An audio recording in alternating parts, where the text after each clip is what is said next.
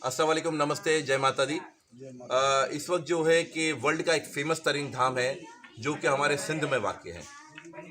इतना पुराना इतिहास है इसका कि लोग कहते हैं कि 5200 साल पहले, यानी कि श्री कृष्ण भगवान का जो युग हुआ करता था उससे भी पहले का जो है समय था, उस तब का ये बना हुआ है भगवान शिव का, माँ पार्वती का स्थान, जिसको आज हम सादरो धाम कहते हैं नगर पार्कर में। महाराज साहब ने यहाँ पर सादरो धाम के अंदर यहाँ के हवाले से एक हिस्ट्री बताई, लेकिन कुछ अपनी लैंग्वेज की वजह से शायद लोग ना समझ पाएँ, तो आपको बता देते हैं कि जिस तरह आकाश के देव चंद्रमा, जिनको भगवान शिव ने अपने मस्तक पर धारण किया और सोमनाथ कहलाए, वही चंद्रमा वंश यानी चंद्रवंश जो था, चंद्रवंश में आगे जाके एक राजा हुए भरत, जिसके नाम से भारत देश पड़ा।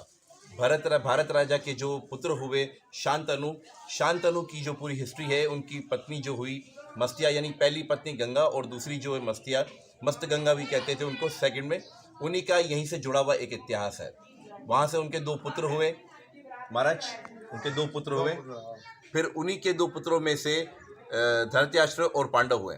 धृतराष्ट्र और के 100 पुत्र और पांडव के 5। फिर ये एक इतिहास जुड़ता जुड़ता महाभारत काल के साथ ये जुड़ता गया।